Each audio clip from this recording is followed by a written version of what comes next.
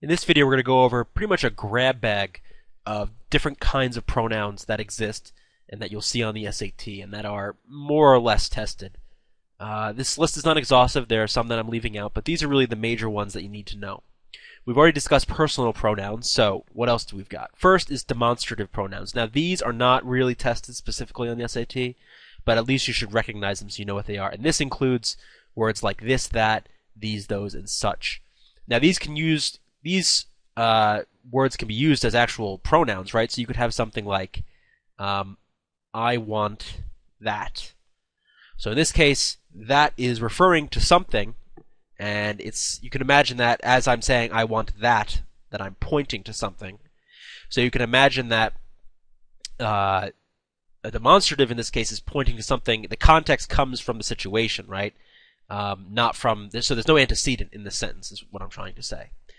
But these actually can also be used as adjectives as well, or as determiners, which are the same thing as adjectives, or not the same thing, but similar. So I want that car. So now that really isn't replacing anything necessarily, but it's modifying, it's acting as an adjective to car.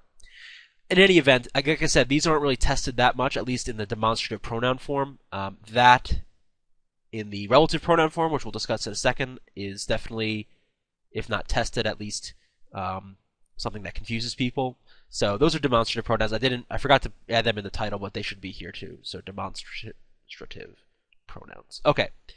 Next are relative pronouns. These could be relatively confusing, so to speak, for some students.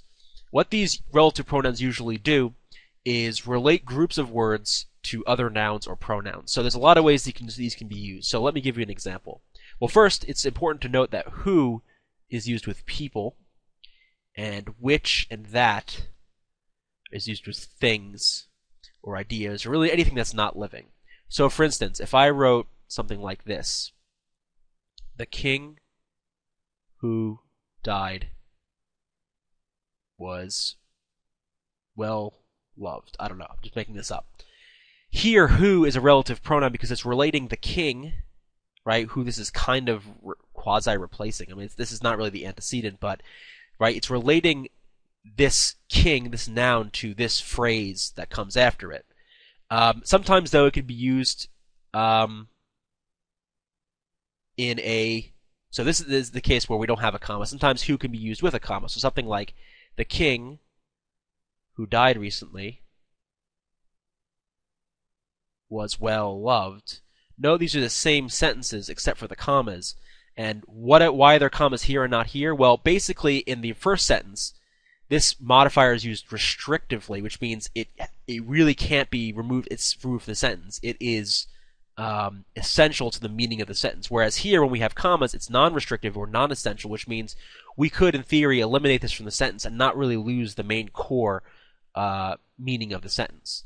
And this is actually what we'll see for which and that. So which, again, is used for either things or for noun phrases or anything like that. So the story which I read today was great versus the story that I read today, no comma, was great. So with that, you don't use commas, and which you do use commas, which kind of indicates to you why you're using which versus that in the first place. When you use that, it's when it's going to be essential to the sentence. So when I say the story that I read today, this is in some sense describing or giving information on the story, the specific story that I've read. So this is essential, therefore we don't use commas. Here, though, the story which I read today was great. Notice this is kind of parenthetical. It's not really that important to the sentence. Really what I want to get across in the sentence is the story was great. The fact that it was the one that I read today is not as important compared to this sentence, where it's kind of raised to the same level of importance. So basically the general rule, though, is you use commas with which, you don't use commas with that.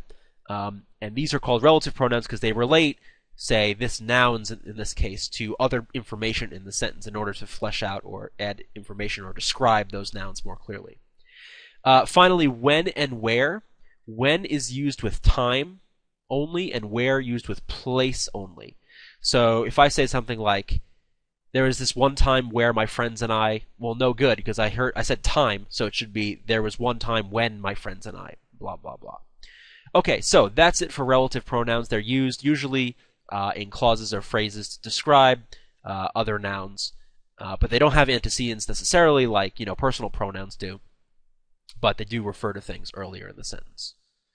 Okay, indefinite pronouns. These are pronouns that don't have an antecedent, therefore, they're indefinite, but they still function as nouns. So if I say something like, everybody is here, note that everybody is referring to something in the world, but it's not referring to something specifically in the sentence. It's indefinite. Now, the tricky thing with these, and you'll see here, is that notice if everybody is singular or plural. Note here it's singular, given the use of is. And this is kind of the tricky thing with these indefinite pronouns that the SAT tests, and something I'll talk about a little bit more in the pronoun agreement section. Words like everybody, anybody, somebody, each, every, one, these are all, as you can tell with one, these are all singular.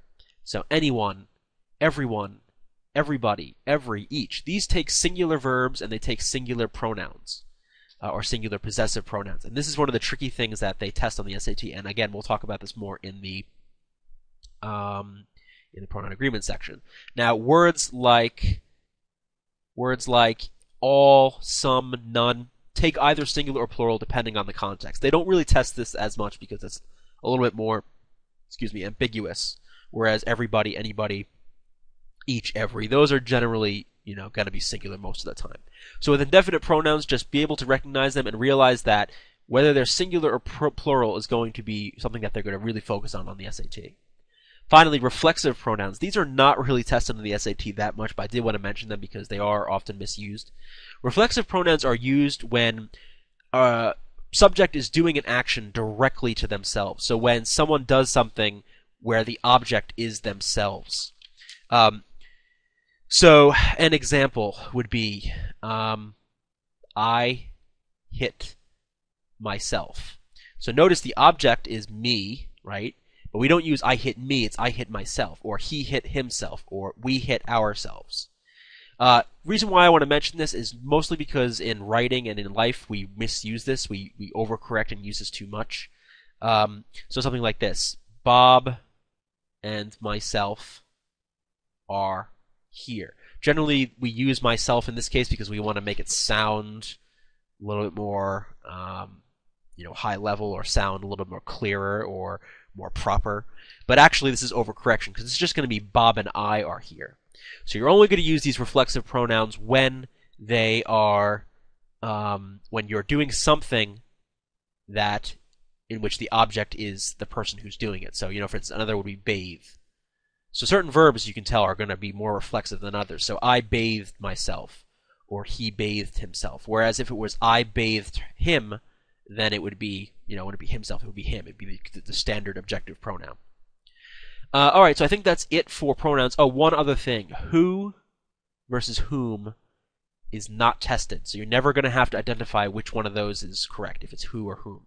If you're curious, this goes back to the objective-subjective stuff. Who is used in the subjective form, whereas whom is the objective form. But again, this isn't tested on the SAT. This is just something you might want to know for life.